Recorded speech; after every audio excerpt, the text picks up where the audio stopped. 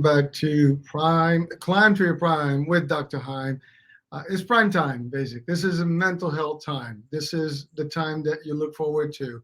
Every month, we are on the same set with the one, the only Dr. Heim, which we've had a special last month, well, actually early on this month. And as you can see, he's with us and he's got his glorious view today.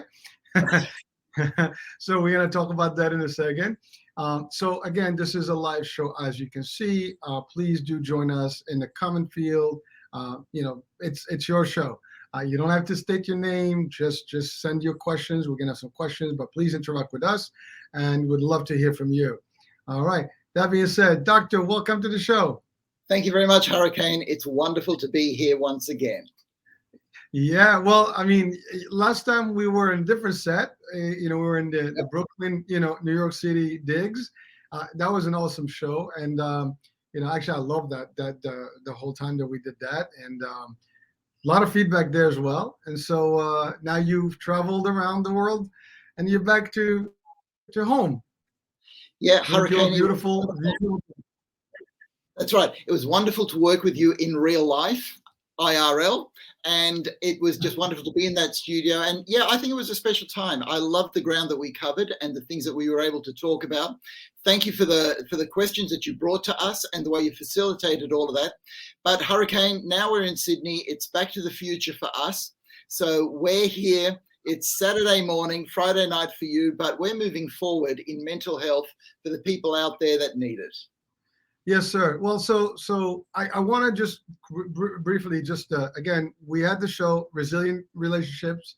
The book is still out there. Please do check it out. Go to my Instagram, go everywhere. You're going to see the link, click on it, and you get to the book. All right. So mental health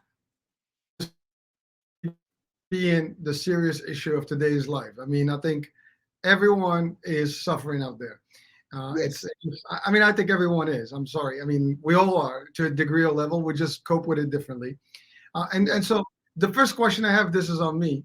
It's not. I'm going to read the questions in a minute. But doctor, that statement I just made. Yeah. Is that really the truth that we have today? I mean, because I have this discussion with a lot of people, and everybody seems to have some sort of level of stress issues going on in their lives. Yes. So the short answer, Hurricane, is yes, it is. We have the statistics to show that, let's say in a 3-year period, depression actually increased by 67% in people under 18, and it increased by about 27% for people over 35, but it's on the rise. Now, I got to tell you, Hurricane, some of the experts will have discussions as to whether we're just changing the definitions, if we're too soft on ourselves, which is a terrible way to look at things. But from our research, the mental health issues that people are going on with out there are real. The rate rises are real. And it's very strange, Hurricane, that we live in a society that is prospering more than it ever has. We have more material. We're able to do more things. And yet we are more anxious, depressed, and addicted to substances than we have ever been. And look, substance addiction has increased by a good 4% each year for the last 4 or 5 years. And that's a worrying statistic. And the difference that I want to make is just because so many people are going through this, it is usual in our society, but that does not mean that it is normal. This is not what humans are supposed to be going through. We are actually supposed to be happy, healthy, and striving to get through life together. And so I want to encourage everybody out there that if you are going through mental health issues, it is difficult for you. It is still the right thing to strive to do better, to strive to become the best you that you can be. And that's what we're talking about, Hurricane. We're talking about techniques and attitudes to be able to cope with today's society so that we can have the mental health that we all should have. So doctor, it's funny, I'm going to state this, but we use the word resilient relationship for your book. Yes. But the word resilience is really the key word here. I mean, some people just have better way of coping, I guess, and handling themselves throughout this increased stressful world. as opposed Yeah. to others. Yes, that's right. And so we use the word resilient, you use the word resilient, and the word resilient means the ability to be able to bounce back. So life is going to give us hits. We all take hits, but after taking the hit, we recover, we recuperate, and we bounce back. And this is why we're putting such an emphasis on relationships, Hurricane, because the studies on resilience shows that if we have good relationships, and I'm talking about relationships from when we are children with our parents to when we grow up with each other, that it is these relationships that give us that ability to bounce back, that give us the ability to be able to cope with the knocks. Because, hey, life is hard. It is difficult to survive. However, we're actually built to do that. We're built to grow through the knocks so that we actually get better at coping with the next knock. Well, thank you, Doctor. So the reason I started with that question is because I know there's a lot of factors that make life hard and difficult for us. I mean, some of it is relationships, some of it is just work, and it's still relationships and all the stuff, the finances. But now the questions I have, they have to do with technology. Yes. So the first question, is there damage and harm to our mental health from bad nutrition and poor environment as well? John. Yeah. Okay. So, John, your question is, can we do a harm to our mental health through bad environment and a less than optimal nutrition? So the short answer is yes, but it's not the priority. The priority is actually what Hurricane just alluded to. It's technology. It's what we're doing with our brain. The food that we have actually is good quality food. And even though I know that there are too many preservatives, there are too many artificial colorings, and there's too much artificial stuff there, the nutrition that we actually have is good. So if we look at what actually affects our mental health, I wouldn't be changing my diet. And cleaning up the environment is something that we're all working towards, but don't hold your breath. It's going to take a while. The thing that you can do, John, right now is to look at the technology use that you're using. And I am talking about social media and screen use, and actually making sure that you are getting the exercise and getting out into nature there. But most importantly, getting together with other people, not virtually, but in real life.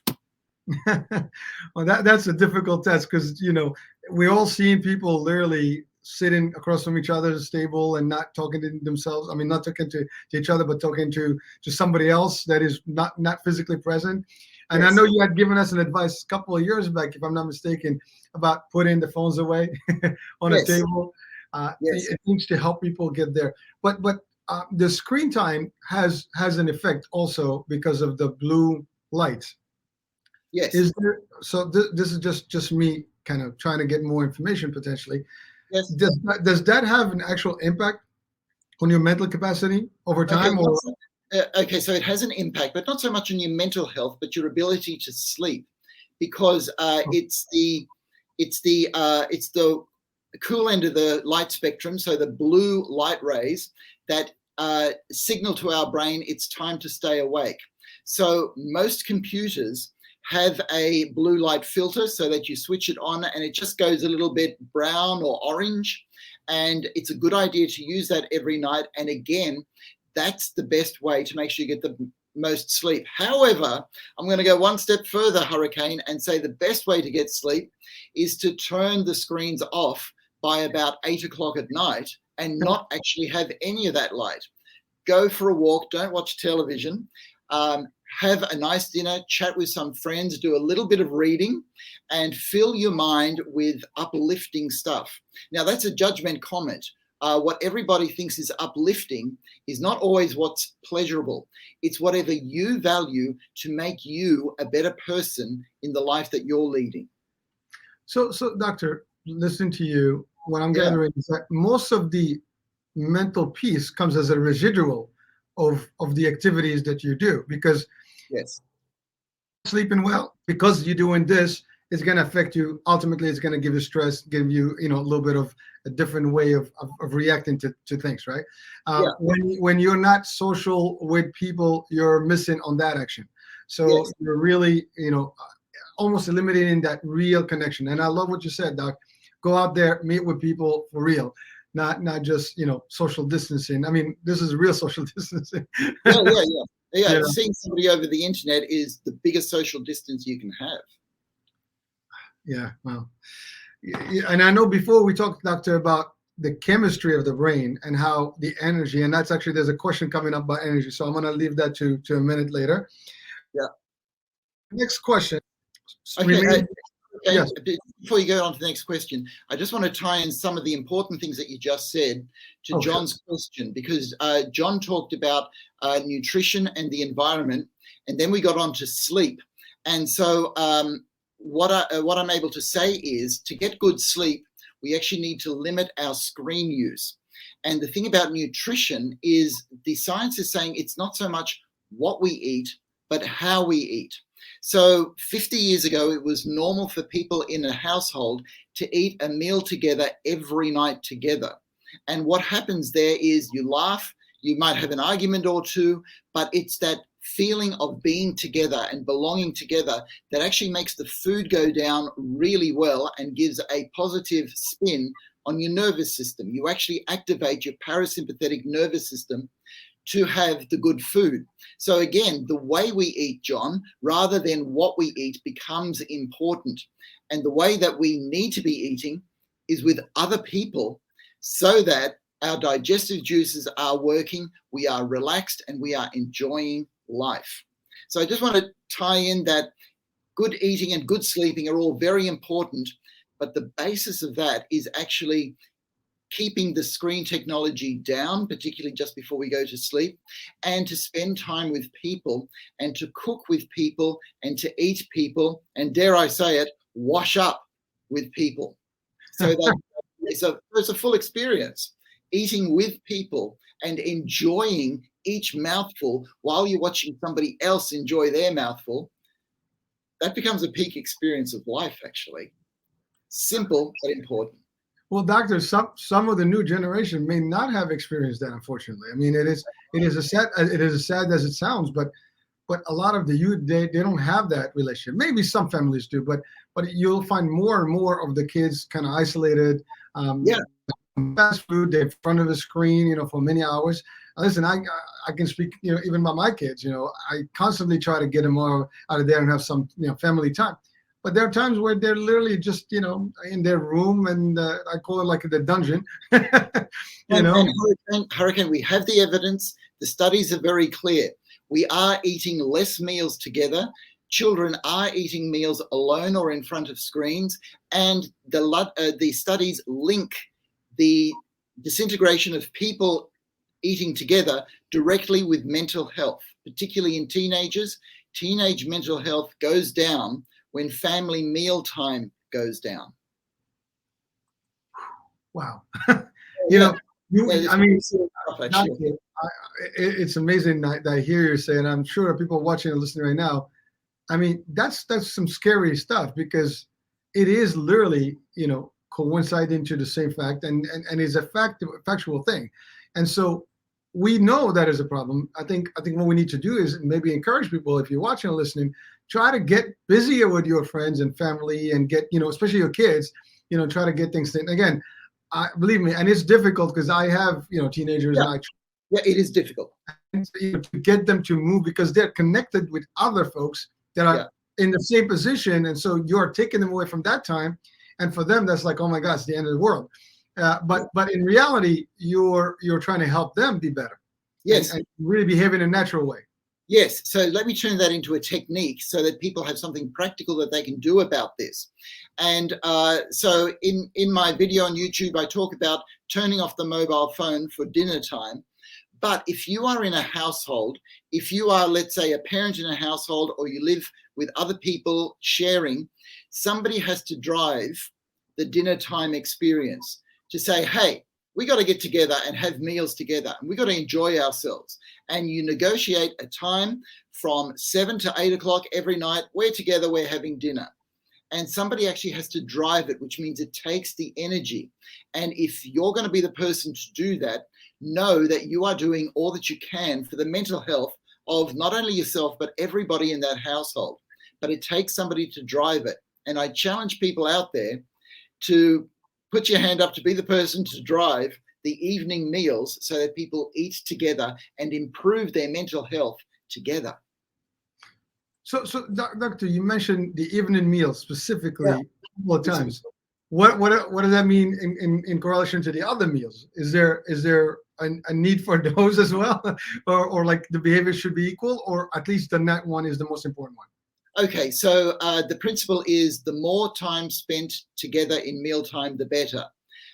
So studies are showing that where 40 years ago, a child could expect to have 5 or 6 meals together in the evening, it's now down to 1 or 0. So the first thing to do is to get that evening meal together, because you can talk about the day, how the day went, and what you're going to do for the evening. But beyond that, then perhaps it's time to go for a Sunday afternoon or a Sunday morning brunch. And then perhaps you look at the breakfast times and you see, can we have breakfast together? But let's get the evening meal in first, because that's actually the easiest one to work with. Because we live in a society where almost everybody gets up in the morning and goes into their day at their pace. So the evening meal is the easiest one to do, but then we ought to look at a Sunday brunch or breakfast in the morning. The more the better. If you get to the stage where you're having 3 meals a day together, that'd be absolutely wonderful. All right. So there you have it, folks. I mean, you know what, Doctor, it's amazing, but it's a beautiful thing to be in with people. I mean, you said it, when we got together, it was different. I mean, it was just It was beautiful getting together with you, Hurricane. Yes. Yeah, I'm saying, but but that's, I mean, we were looking forward to it, but like, even with maybe are people tired of each other? Is that what it is? They need to be apart for a minute to actually feel better about being together. I don't know. Is that the case?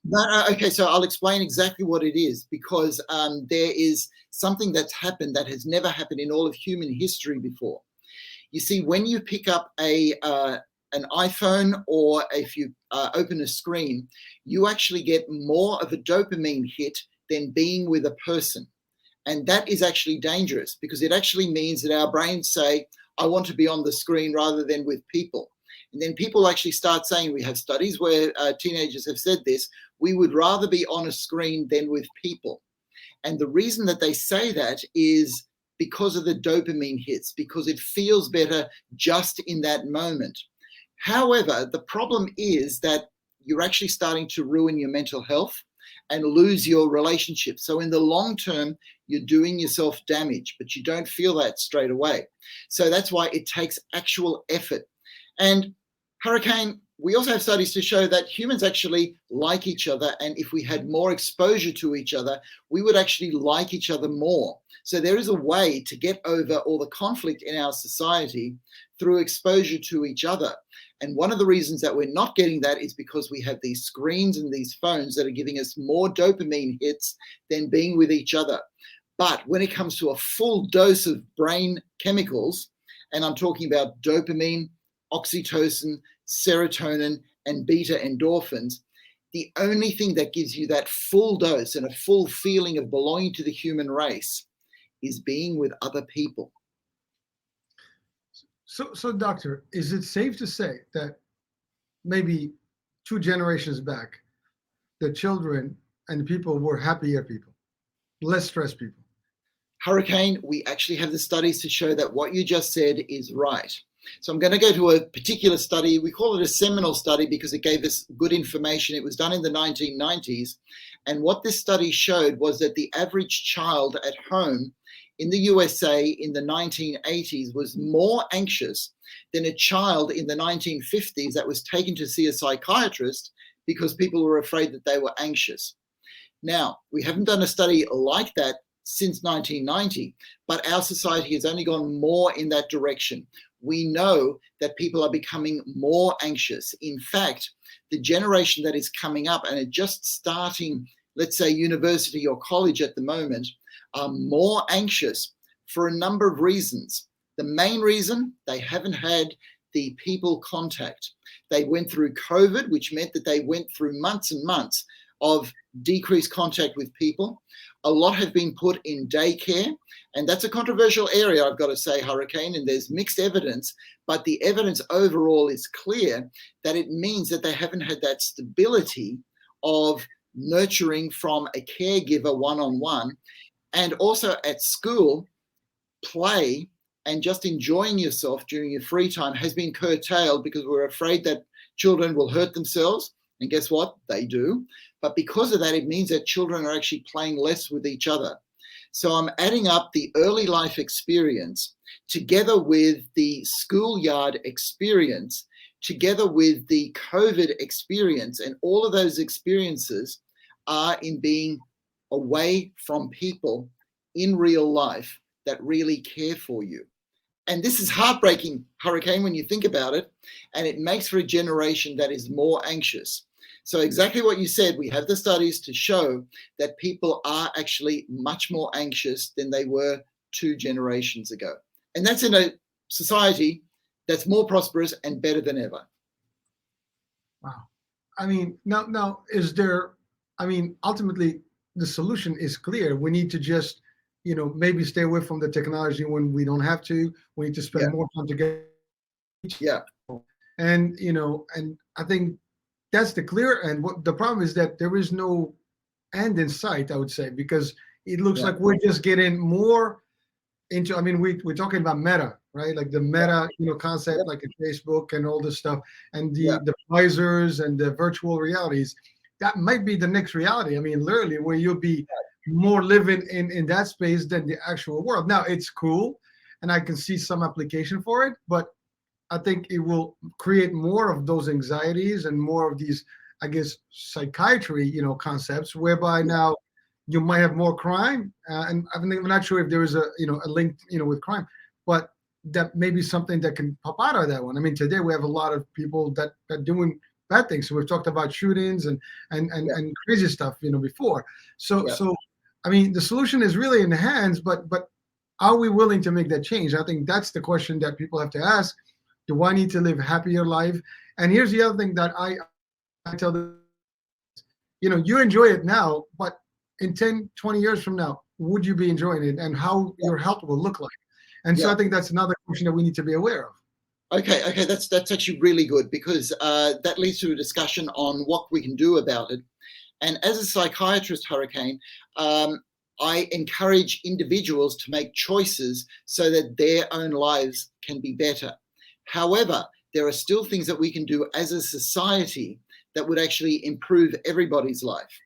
And so we've got to work on these 2 levels. So individually, I'm here telling people to spend more time with people close and to spend less time on screens and entertainment technology. But as a society, could you imagine that if we had, let's say, a couple, and if they were working 3 days a week each, they would actually have a higher quality of life? Because let's say in the 50s or the 60s, where we had one person working 40 hours a week and the other person staying home full time, we now have a situation where both of the couple feel that they have to be out full time, which means that the home environment, the place where people meet, is being neglected. Now, in the aims of equality, if we actually had a 2-person household where they were working 3 days a week each, that means that you could still nurture a home environment. And materially, that's where the sacrifice would need to be made. But you would get those meals together every day. You would get even breakfast together every day. You would get shared entertainment and a feeling of belonging that a lot of people are not getting in our society. So the message from that, Hurricane, is there are things that society can do, and there are things that you can do as an individual, and we've got to work on both. We got to do the work, and we need to be aware. And I think that's the key, elements we need to take care of. Now, Doctor, so this question here is a technical question. I am a telecom. First of all, are we good with that question with John? Oh, we're great. We're great. Yeah. Good. Thanks. It's all right. I'm a telecom employee. I work around towers. I'm concerned about the amount of EMFs or electromagnetic, frequencies. Is there a correlation of EMFs and or cell phones used to our brain waves? And if yes, can it affect how our brain chemicals work? Samantha. Okay, so Samantha, thank you for your question. Unfortunately, Samantha, I'm not the right person to answer that question, okay, because you're talking specifically about damage to the brain through electromagnetic waves. And I'm really looking for the evidence, going back to studies, but from what I believe, it is inconclusive.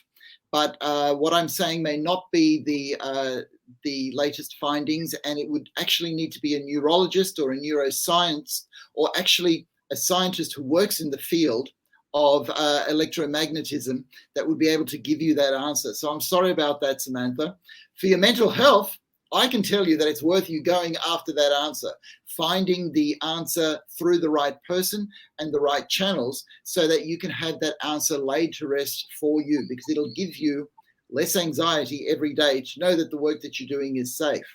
Also, there'd be people at work that you could talk to about that, because that's an occupational health and safety issue.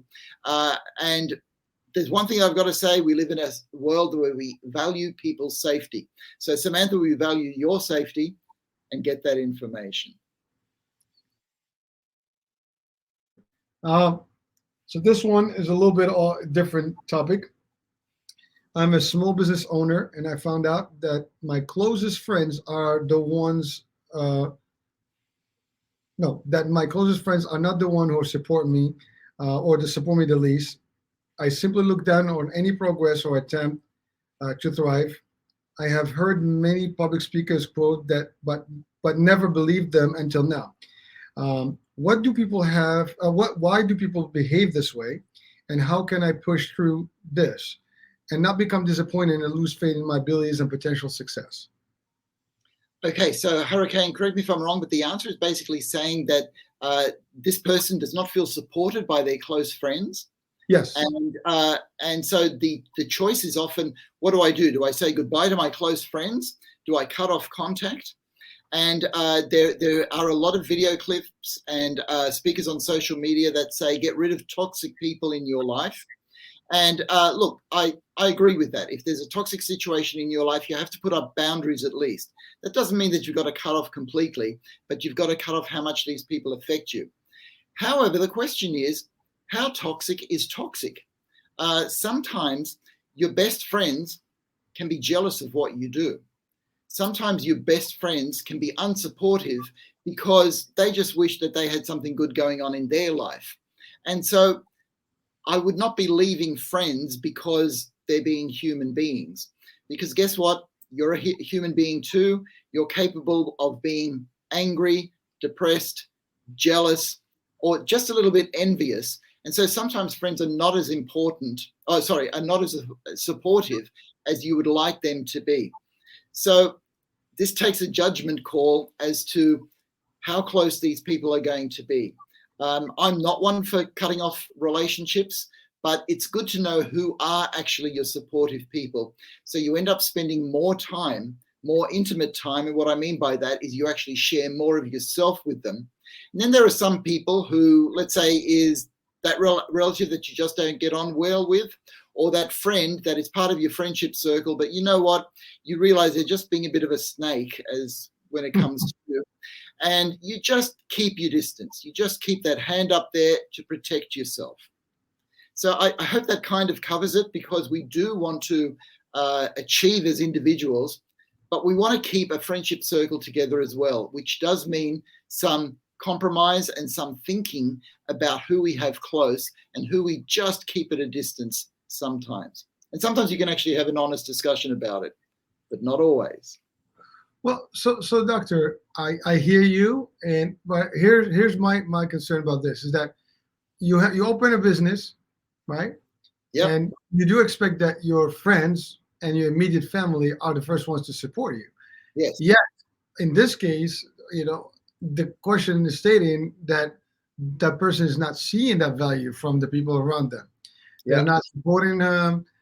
They're not giving him anything that makes sense, in terms of the support. They're not buying from him. so. Oh yeah, that's a hard one. That's a hard one. Yeah. So at least that's what I'm gathering, because and I hear this a lot, and I think I made this comment the other day on a different show about Elon Musk talking about we should celebrate people who are starting their own businesses by doing like business showers, just like we do like baby showers. Yeah. Yeah. So the idea is that you think that your immediate entourage should be your first support system to help you, but yet in this case you see the opposite. And Yes. and I'm almost towards the latter part, that there's many people that may not support you in your close circle. You cannot really rely on them as much as you would think. Yes. Okay. So what you're saying is quite right. And look, I can extrapolate that to say there are many situations where you want the close people to you to support you, and they don't. So we're talking about opening a business. We're talking about marrying somebody that your family may not like. We're talking about doing a lot of travel that your family don't think you should be doing. Or we're talking about pursuing a hobby or an interest or a passion that people think that you're wasting money on, right? So this comes down to individual values, and all of us as an individual need to follow our dreams. And unfortunately, the people who are closest to us can sometimes pour water on our dreams. And the idea is go for your dreams. You've got to go for your dreams. But you see, people will pour water on your dreams, not by telling you, I don't like what you're doing, but in a passive way, by saying, oh yeah, all the best with it, but then never buying from you. Or, oh yeah, all the best with it, but not talking to your spouse. And all these things that undermine you. And unfortunately, Hurricane, people cannot share our vision all the time. And so what I encourage people to do as individuals is to stick to your vision. Now, as far as how close the other people are going to stay to you, I like to see the people around us like a target. If you can imagine a target in your mind, you will have a core person or an inner group of people who are just going to be close to you no matter what. And even if they disagree with something that you do, they're going to support you because they trust you and they're just going to be with you. And then as you go out from that center of the target, people care about you less and less, and they understand you less and less. So friends tend to be closer, acquaintances tend to be further away. And the thing is yourself. The idea is to make sure that you get less influenced by the people who are further away from you or who don't support you. And if it's somebody really close, like a mother, a father, a sibling, or a close friend that doesn't support your business, the thing to do is to talk about that with your inner circle. Talk about it with your spouse, with the people who are close to you, to say, hey, I don't think they're being supportive. And they say, well, I believe in you. Go after your dream, no matter what other people think. So you've got to dare to be yourself. And other people will either go with you and be convinced, oh my gosh, I didn't think this business could be a success, or they will just back away a bit because they can't cope. But quite frankly, Hurricane, that's their problem, not yours. To thine own self be true, said Shakespeare. And you know what? I think he knew what he was talking about. Well, so Doctor, there's a couple of things there, right? And I can see this. I mean, probably one of the reasons is, as you said, they don't believe in your vision, right? Yes. And nothing's got to stop your vision. I mean, that's my personal thing. Yeah. I see where I'm going, I see where I'm heading, and you're right. People are not going to see what's in your mind and how you see it. They see what they can see from what you tell them. That's one. Right. But I think there's a level. You talked about envy or envious earlier. I think you mentioned the word. There might be a level of that. I missed that. We had a bad connection. Oh, I said envy or envious? Yeah, that's right. So I'm assuming that there is a level of that, because when you're, I guess, embarking in a journey of a business, I can tell you it's not easy. It's difficult, but people still, because they didn't do it, they look at you like, well, you're not going to make it, because, that's how they see it. They couldn't do it, or they didn't want to do it because they were afraid, but you're not afraid. Yet there's that. And sometimes it's just the fact that, well, why are you doing it? And because of jealousy and I think we covered jealousy before. I think that's got to do with that. It has, very, very much so. In fact, this is so we have studies that look, let's say, at sibling rivalry. And this is why your siblings often are supportive, but they can often be also a problematic relationship in your life. Because if you grow up in the same family, then the people around you become a yardstick, a measurement as to how well you are doing. So if somebody who is close to you is doing well, then other people think that they are not doing as well.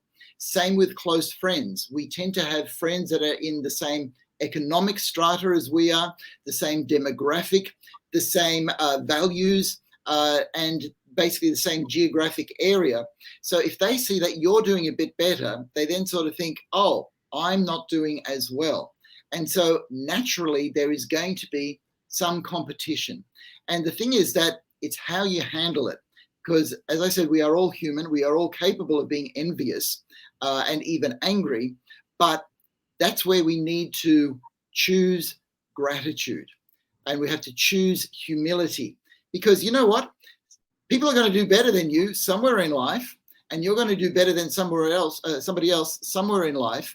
So rather than being envious and bitter when somebody does better, or to get really self-centered when you're doing well, you can actually choose to be humble when you see somebody else doing better, and grateful when you see that you are doing better than others. And that's the importance of choice. Choosing humility and gratitude over resentment, envy, and self-importance will make for a more rounded, better you. So thank you. Like, well, here's the thing that as you were talking, I'm thinking about. But now, so that's the beginning of things, right? When you start in a business, that may be the case. Now, what happens? And it's just me extending this. What happens when you become successful eventually? Yeah. You know, I see this happen where people tend to become more friendly or closer at that point. I mean, Yes.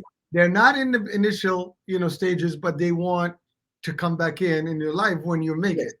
Why Yes. is that? I mean, Yeah. Okay. So, strangely enough, Hurricane, these things are actually culturally informed. So, in the United States, there is this pioneering spirit where we want people to make it. I mean, we all want to be the person who makes it, all right? But we are all striving for that. And we tend to want to be close to people who are influential because it kind of lifts us a bit. However, there are a lot of countries in the world, and I'm thinking specifically about Eastern European countries and even Australia, where, you know what, there's what's called a cut down the tall puppy syndrome. Look, for us to get on together, it's actually better if we're all the same. So don't go trying to think that you're better than anybody else, because we're in this together. And so there are advantages and disadvantages to each way of looking at it. But the aim in life is to wish everybody well. So if you see somebody who's doing well, wish them well genuinely, because one of the problems that people have when they become successful is, as you say, they don't know that people want to be close to them because they're successful or because they're genuine friends. And you need to know who your genuine friends are. And they're the ones that'll stick by you if you're doing well or you're not doing well. And sometimes it's more difficult for people to stick with you when you're doing well rather than when you're doing unwell. all right. Hey, doctor. I mean, you talked about gratitude and being Yeah. grateful. That's not too difficult. Yet it is difficult. It's amazing how Yeah. that is contradictory.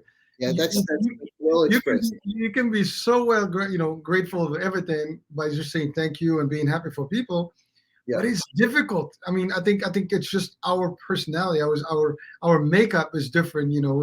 It's like made where we don't want to tell people like, hey, you're doing great. Hey, I'm That's right. grateful for your success. Is there like, is that like an innate something that in human nature, or is Yeah, it something required? it actually points to something about how the brain works, okay? Because the brain is designed to help us survive, but not only survive, but to thrive, to get better all the time, better and better.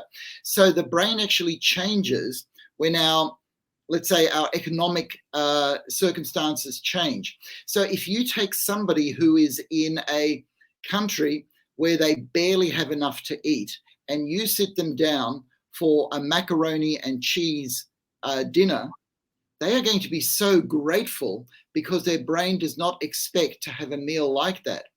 However, if you live in a place like New York City and you're used to going out every night and having a different cuisine and partaking of some of the best meals that there are in the city, and somebody says, look, why don't you come over to our place, and they serve you macaroni and cheese, your brain gets disappointed.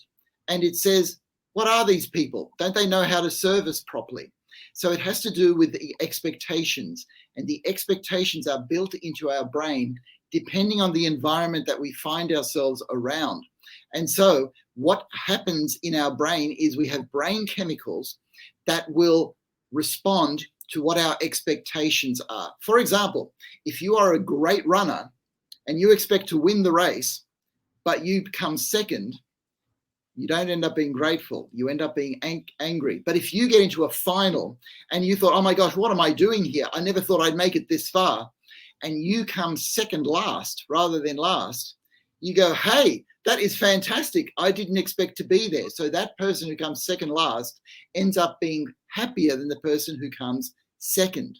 So we need to manage our expectations and, as much as possible, use our orbitofrontal cortex to make the choice for gratitude whenever we can. And as you said, Hurricane, it sounds easy, but it's actually difficult. Yeah, I mean, I'm just saying, it's like it takes a lot of work, I guess. Yes, like everything else. Yeah, it's a lot of work. Yeah. All right. So I think we're good. By the way, that was David. Sorry. Okay. Thank you, David. I need my glasses. This one is so tiny. Okay. So I was having a little struggle there. But all right, next question. Oh, so this goes to the energies. What does psychology think of energy and frequencies? We hear that people share energy, good and bad. Is there a link and an effect? Okay, so Hurricane, who asked that question? Can I have a name? Just Scott. Scott. Okay, thanks, Scott. So Scott's question has to do with energies and frequencies. And so we end up in an area that we call pseudoscience, right? Because there is something called the law of attraction, where people think if they change their energies, then they will attract certain things into their life, right? And what this sort of information makes use of is some fundamental truths of science, some scientific laws. So fundamentally, we do know that the world is made of energy, and that Einstein actually let us know that energy and matter are actually the same thing. So that everything, in a sense, is energy, and that everything revolves around. Okay, so the electron revolves around a nucleus in a certain frequency. And so we know that matter gets its being through the energy that is happening on a subatomic level. However, that doesn't mean that the law of attraction is a law in science. It's what we call a pseudoscience. So if you make yourself a more grateful person or a more humble person, I would say that that is good for your mental health. Some people would say that you are working at a different frequency. And in a way, the language doesn't matter. What matters is that you actually become more grateful, because if you become more grateful, you know what? People will actually like you more because you're a nicer person to be around. You make them feel better. They will want to come closer to you. And in that sense, people think, well, you're attracting other people. But what's actually happening is you have actually made your brain change so that you become more attractive to other people. So the language doesn't matter, Hurricane or Scott. This idea of frequency or vibration is based on science, but can go into what we call pseudoscientific areas. But as a psychiatrist, I know that if you strive for humility and gratitude, then you are going to be around people much more often, and that, as our studies say, is going to be good for your mental health and for the mental health of those around you. Thank you, Doug. So the thing that I notice in general, right? It's Yeah.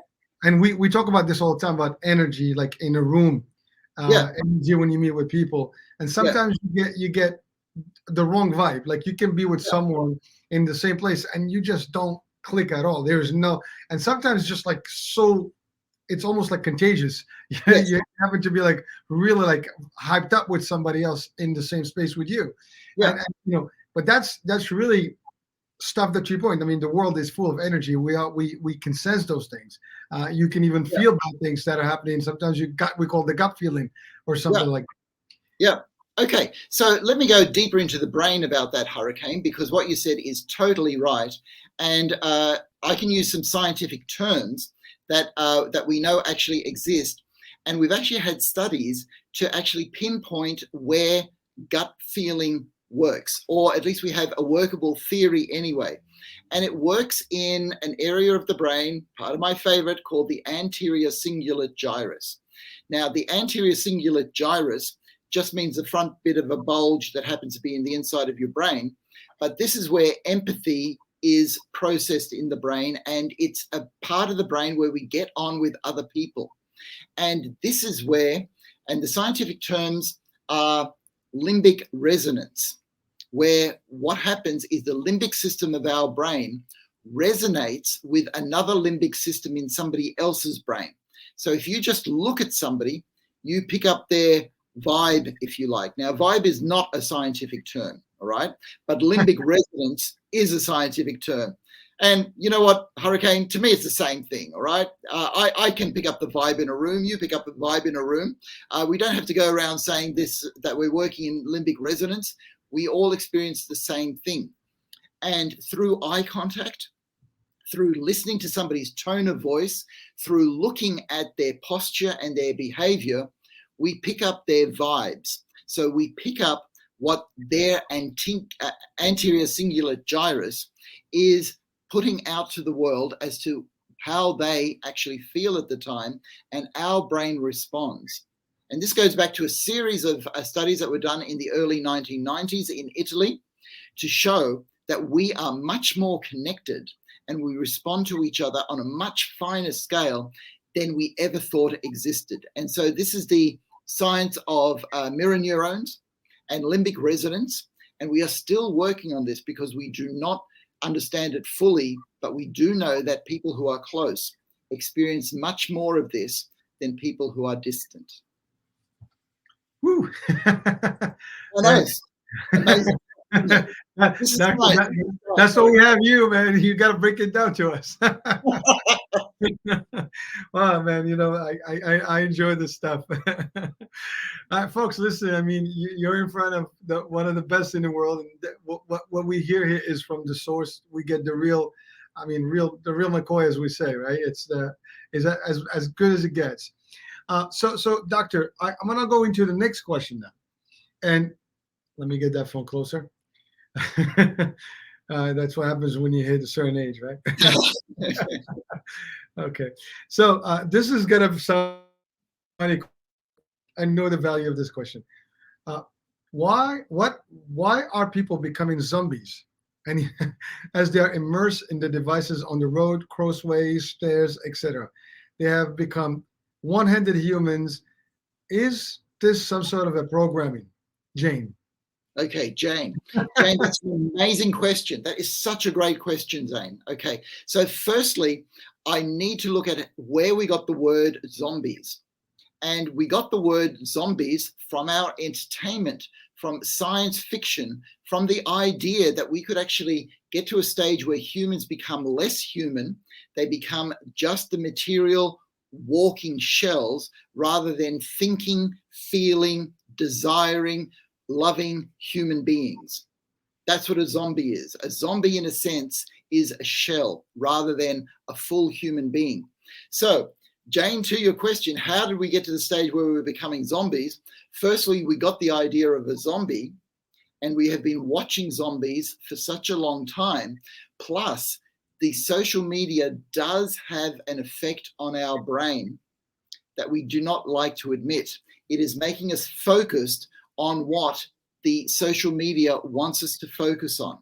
So we get certain images, we get bombarded with images, we get certain sounds, we get bombarded with sounds.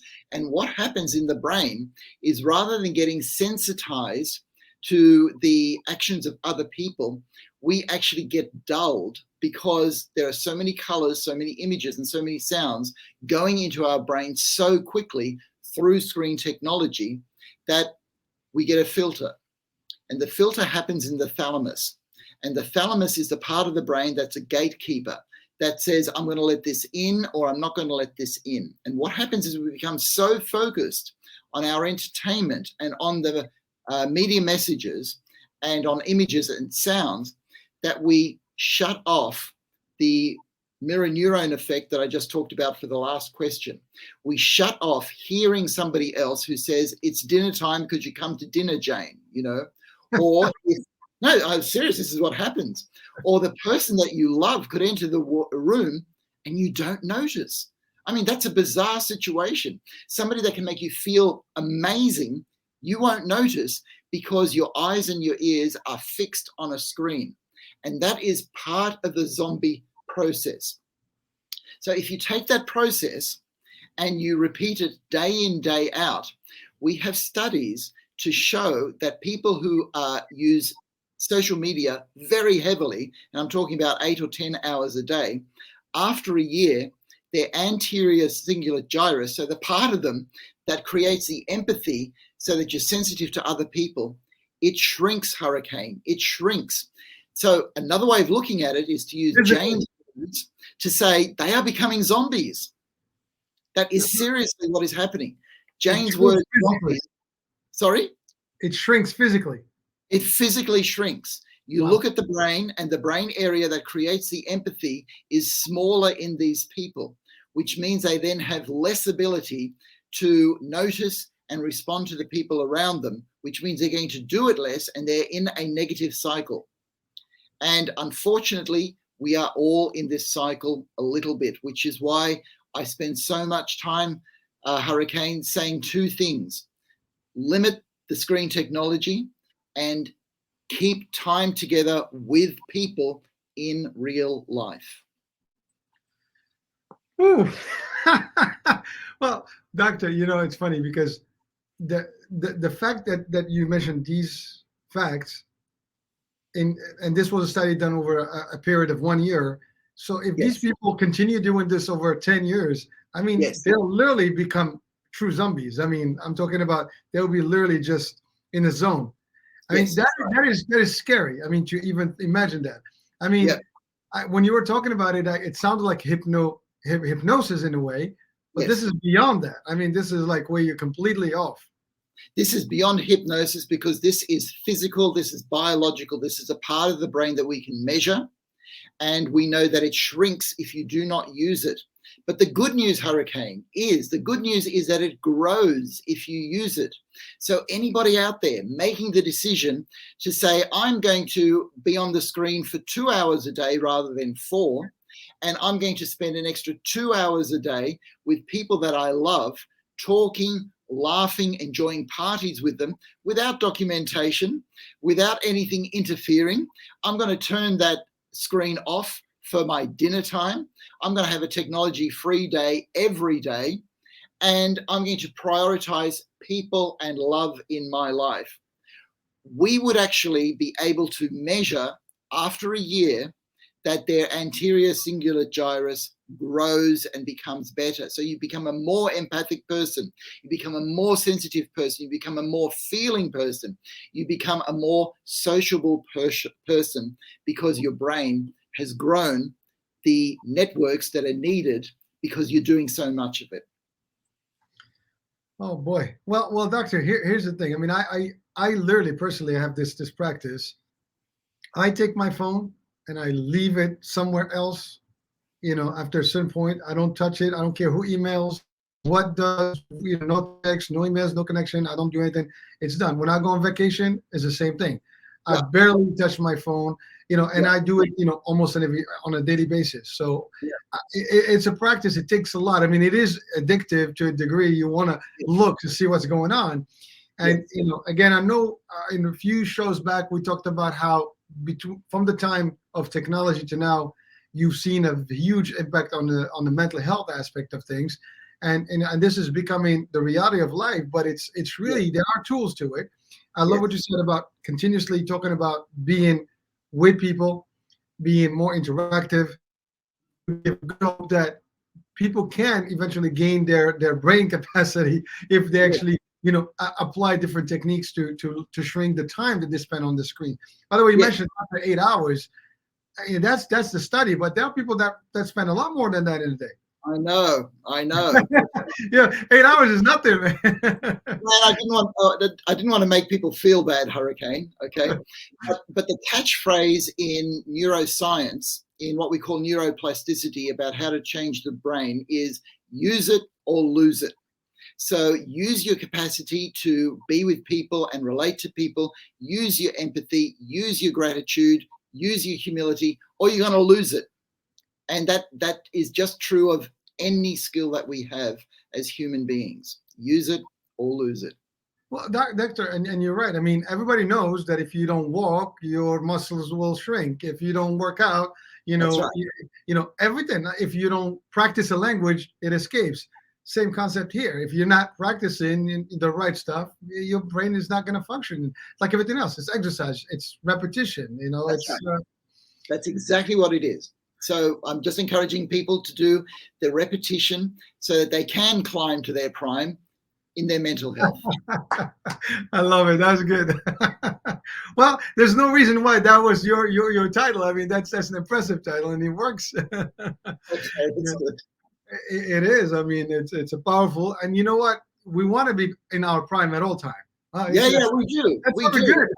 And using Jane's words, being in your prime is not moving towards being a zombie, right? We have to move away from being zombies so that we become full thinking, feeling, loving human beings that can relate to each other. That's what we actually want. That's what makes life feel good. And I'll go back to something that I said earlier, that the danger is that we now have a tool that gives us more instant pleasure, more dopamine than being with people. So that means that we intentionally need to make the choice to be with people, because if we just leave it to our automatic brain says, could I get back on that screen, please? And I'm talking about myself too, Hurricane. That happens to me too. So I have to work at it. Well, so here's the good news. Just for someone who may criticize, well, you guys are talking about all this, but you actually we're seeing you through a screen right now. You do have the option to listen to us. Yes, that's right. That's right. And we don't have any choice, Hurricane, but we're hoping that we're part of the time that somebody consciously chooses to say, this is good for me, right? And that they'll knock out something else, like, let's say, another 3 episodes of their favorite show, okay, just for today, so that they can spend more time with people. It's all got to do with priorities. We're not saying cutting off completely, or else what we're doing is impossible. Well, Doctor, again, everything in due measure, right? Everything has to be in the right measurement. Everything in excess is a problem, right? You can't be extreme. And so it's understanding that and being able to detach from things.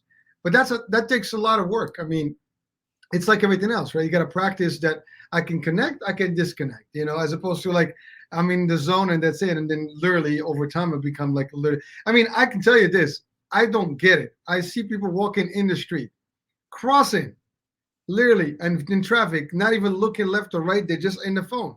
Yeah.